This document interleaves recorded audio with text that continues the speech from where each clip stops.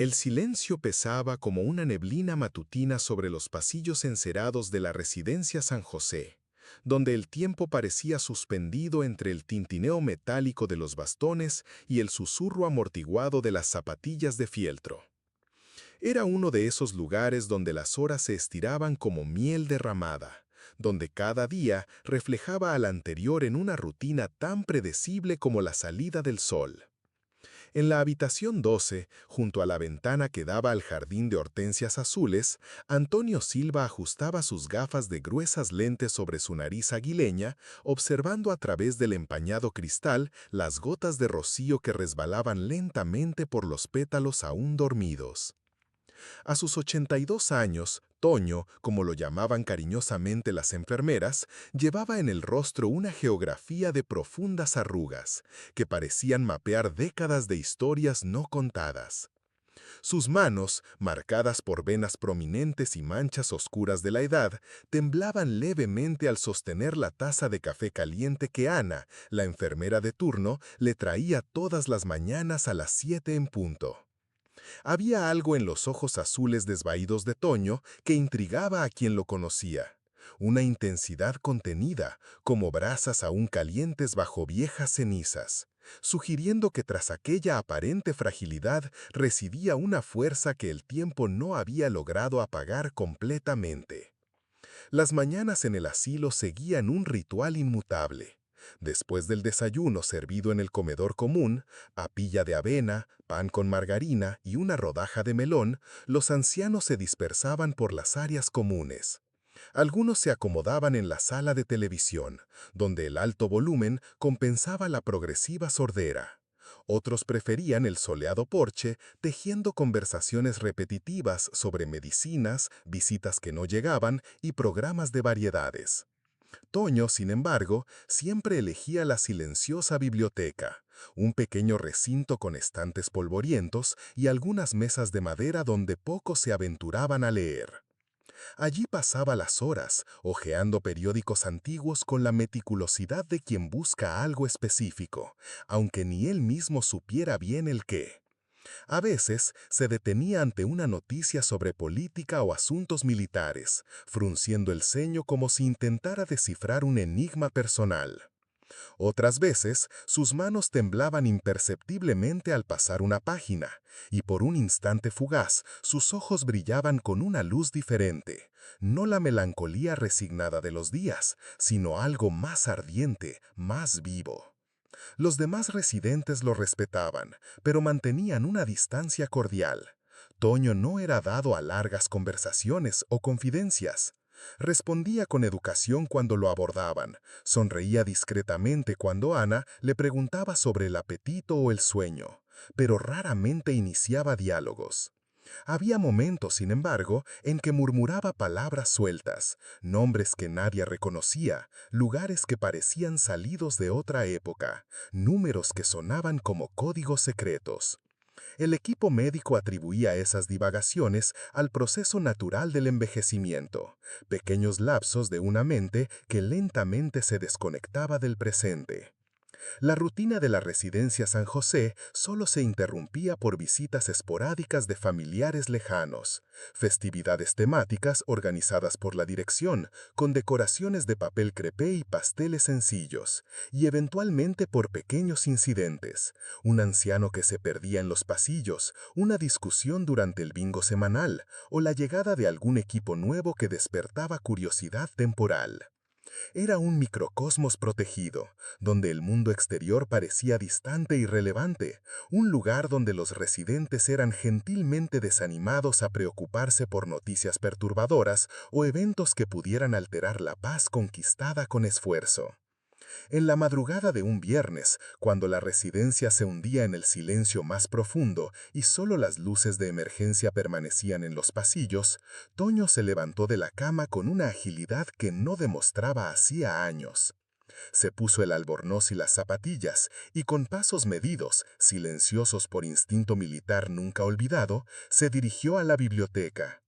La puerta estaba sin llave, como siempre, pues nadie imaginaba que los ancianos tuvieran ningún interés en aventuras nocturnas. El ordenador era una máquina obsoleta pero funcional. Toño encendió el monitor y la luz azulada iluminó su rostro concentrado. Sus manos, sorprendentemente firmes, insertaron el pendrive en la entrada USB. Por un momento que pareció eterno, el dispositivo permaneció silencioso. Luego, lentamente, una carpeta se abrió en la pantalla. Operación Fénix, archivos clasificados. Lo que Toño vio en las próximas 2 horas lo hizo llorar, no tieras de tristeza, sino de un profundo y doloroso alivio. Allí estaban los documentos que él juró haber visto destruidos, las fotografías que pensó que se habían perdido para siempre, los testimonios de compañeros que creía que habían muerto llevando sus secretos. Había videos granulados, grabaciones de audio distorsionadas por el tiempo, pero todo auténtico, todo verdadero. Un archivo en particular captó su atención. Informe final, Teniente Marcos Oliveira. Marcos había sido su subordinado directo, un joven oficial idealista que descubrió las primeras pruebas de la corrupción. En el informe, fechado 3 días antes de la emboscada fatal, Marcos detallaba cómo la misión había sido comprometida desde el principio, cómo información confidencial se había filtrado a los objetivos de la investigación, resultando en una masacre que fue oficialmente archivada como incidente operativo. Toño leyó el informe 3 veces, cada palabra reabriendo heridas que creía haber cicatrizado. Marcos había descubierto no solo la corrupción inicial, sino una red mucho más amplia que involucraba tráfico de armas, lavado de dinero y asesinatos por encargo.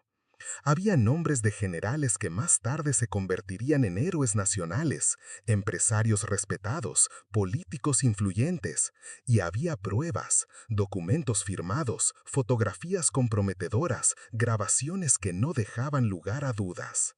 Mientras transfería los archivos a la nube, usando una cuenta de correo electrónico que Ana había creado semanas antes para ayudarlo a comunicarse con una sobrina lejana, Toño sintió un nudo en el pecho. No era solo la emoción de finalmente tener acceso a la verdad que había buscado por décadas, era la certeza de que al revelarla podría estar firmando su propia sentencia de muerte. Hombres poderosos habían matado para mantener esos secretos. No dudarían en eliminar a un anciano frágil en un asilo abandonado. Ana apareció en la puerta de la biblioteca a las 5 de la mañana durante su ronda de rutina. Encontró a Toño aún frente al computador con la expresión de quien había visto fantasmas, o quizás los había finalmente libertado. Ella se acercó en silencio, y cuando vio la pantalla llena de documentos militares y fotografías antiguas, comprendió instintivamente que estaba presenciando algo histórico. «Señor Antonio», susurró ella, «¿qué es todo esto?». Él se volvió hacia ella, y Ana vio en sus ojos azules descoloridos una intensidad que la hizo recordar los documentales sobre la Segunda Guerra Mundial que había visto en la universidad. La mirada de hombres que habían visto cosas terribles y cargado secretos demasiado pesados para una sola persona. «Es la verdad, Ana, la verdad que intentaron enterrar conmigo». Ana tomó una decisión que cambiaría su vida. En vez de llamar a doña Marisa o seguir los protocolos del asilo, eligió quedarse. Ayudó a Toño a organizar los archivos, a crear copias de seguridad, a redactar un documento explicativo que contextualizara las evidencias. Durante las horas siguientes, mientras el asilo despertaba lentamente a su alrededor, trabajaron como conspiradores improbables, un veterano de guerra octogenario y una enfermera de 35 años, unidos por la certeza de que algunas verdades son demasiado importantes para permanecer enterradas. El dron regresó el domingo por la mañana, aterrizando esta vez en el balcón de la biblioteca. Trajo instrucciones precisas. Los archivos debían ser compartidos inmediatamente con una lista de periodistas de investigación, académicos y organizaciones de derechos humanos. El tiempo se agotaba. Había rumores de que la operación había sido descubierta y fuerzas poderosas ya se estaban movilizando para contener la filtración. Doña Marisa, alertada por la agitación inusual en la biblioteca, llegó acompañada de 2 guardias de seguridad del asilo. Encontró a Toño y Ana inclinados sobre el computador, enviando correos electrónicos a decenas de destinatarios. La expresión de la directora oscilaba entre preocupación maternal e irritación administrativa. Señor Antonio, esto ya se ha pasado de la raya. Voy a tener que confiscar este equipo y llamar a su familia. No puede estar perturbando la paz del asilo con estas fantasías. Fue entonces que Toño hizo algo que sorprendió a todos, incluso a sí mismo. Se levantó de la silla con una dignidad que parecía emanar de décadas de mando militar, miró directamente a doña Marisa y habló con una voz que no usaba hace años, firme, clara, llena de autoridad natural. Doña Marisa, con todo el respeto, usted puede administrar este asilo como crea conveniente. Puede decidir cuándo servimos la cena, qué programas vemos en la televisión, qué medicinas tomamos y cuándo nos vamos a dormir. Pero no puede decidir cuándo un hombre debe abandonar su última misión. El silencio que siguió estuvo cargado de tensión. Los guardias miraron inseguros a la directora, esperando instrucciones. Ana permaneció al lado de Toño, una lealtad silenciosa pero elocuente. Otros ancianos se habían acercado, atraídos por el movimiento, y observaban la escena con una curiosidad que hace mucho no demostraban por nada. Doña Marisa abrió la boca para responder, pero fue interrumpida por un sonido que venía del exterior. Sirenas lejanas, pero acercándose, coches parando frente al asilo, voces alteradas en la recepción. La filtración había llegado a la prensa y el mundo exterior estaba llamando a las puertas de la residencia San José. En cuestión de minutos, los reporteros empezaron a llegar, no solo periodistas locales, sino corresponsales de medios nacionales que habían recibido los archivos y comprendido inmediatamente su importancia histórica. Las pruebas eran irrefutables. Décadas de crímenes, corrupción e impunidad estaban siendo expuestas a través de las manos temblorosas de un anciano que el mundo había olvidado. Toño recibió a los periodistas en la sala común del asilo, sentado en un sillón de cuero gastado, vestido con su ropa más digna, un traje azul marino que había usado en bodas de sobrinos y funerales de amigos. Sus manos ya no temblaban, su voz salía clara y precisa al relatar eventos de 70 años atrás como si hubieran ocurrido la víspera. Contó sobre Marcos Oliveira, el joven teniente que murió defendiendo la verdad. Detalló la emboscada que diezmó su unidad mientras los verdaderos criminales permanecieron protegidos por sus conexiones políticas. Explicó cómo había pasado décadas intentando olvidar, medicando la culpa del sobreviviente con alcohol primero, luego con el trabajo obsesivo, finalmente con el aislamiento voluntario. ¿Quieren saber por qué acepté vivir en este asilo?, preguntó él a una reportera que cuestionaba sus motivaciones. Porque pensé que había llegado la hora de dejar a los muertos descansar en paz, pero descubrí que los muertos no descansan mientras la verdad no es contada. Ellos me visitaban todas las noches, susurrando nombres, mostrando rostros, pidiendo justicia. Las entrevistas duraron 3 días. Se convocó especialistas en historia militar para verificar la autenticidad de los documentos. Todo fue confirmado. Fechas, lugares, nombres, eventos. La Operación Fénix realmente había ocurrido, y su fracaso no se debió a la incompetencia o a mala suerte, sino a la traición deliberada de hombres que juraron defender el país. El impacto fue inmediato y devastador para muchas reputaciones construidas sobre mentiras. Familias de oficiales muertos décadas atrás finalmente obtuvieron respuestas sobre el destino de sus seres queridos. Organizaciones de derechos humanos exigieron investigaciones formales. El Congreso instaló una comisión parlamentaria de investigación. Ana permaneció al lado de Toño durante todo el proceso, ya no como enfermera, sino como su asistente personal voluntaria. Había renunciado al asilo, no por presión de la administración, que de hecho intentó disuadirla de involucrarse, sino porque sentía que había encontrado su verdadero propósito. Ayudó a Toño a organizar sus recuerdos, a preparar declaraciones adicionales, a responder a los cientos de cartas que llegaban de todo el país. Muchas de esas cartas provenían de veteranos de guerra, hijos de militares muertos en circunstancias sospechosas, viudas que habían pasado décadas sin respuestas. Todas expresaban gratitud por su valía hablar, por haber dado voz a los muertos, por haber probado que la verdad, por más enterrada que esté, siempre encuentra la manera de emerger. 6 meses después del primer encuentro con el dron, Toño estaba sentado en el mismo balcón de la habitación 12, pero el hombre era completamente diferente. Había ganado peso, su espalda estaba más erguida, sus ojos brillaban con una vivacidad que había desaparecido durante décadas. Seguía siendo un anciano de 82 años viviendo en un asilo, pero también era reconocido nacionalmente como un héroe silencioso, un guardián de la memoria, un símbolo de que nunca es demasiado tarde para hacer lo correcto. Ana continuó trabajando con él, ahora oficialmente contratada por la fundación que se había formado para organizar y preservar los archivos de la Operación Fénix.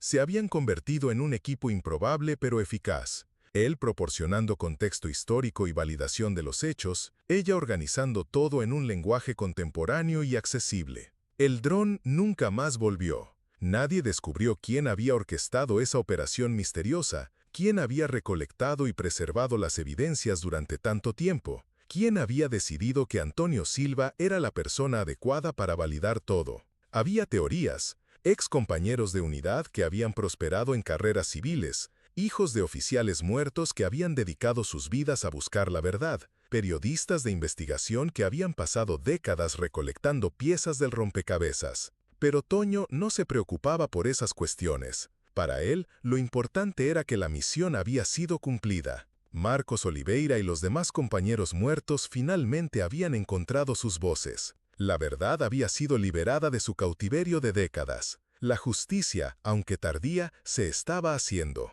Durante las tardes soleadas, cuando se sentaba en el balcón observando el jardín de hortensias, que ahora eran cuidadas con mucha más atención, pues la residencia San José se había hecho famosa y recibía visitas regulares de periodistas e historiadores, Toño reflexionaba sobre los misteriosos caminos que la vida a veces toma. Había pasado 40 años intentando olvidar su carrera militar, enterrando recuerdos dolorosos, convenciéndose de que el pasado debía permanecer en el pasado. Irónicamente, fue solo cuando aceptó totalmente su condición de anciano olvidado, cuando se resignó al anonimato y a la irrelevancia, que el destino le ofreció la oportunidad de realizar su obra más importante. Los demás residentes del asilo lo trataban con un respeto reverencial, que a veces lo incomodaba. Seguía siendo el mismo Toño de siempre. Le gustaba la papilla de avena en el desayuno, veía los programas de variedades en la televisión, tomaba sus medicamentos a sus horas. Pero había una diferencia fundamental.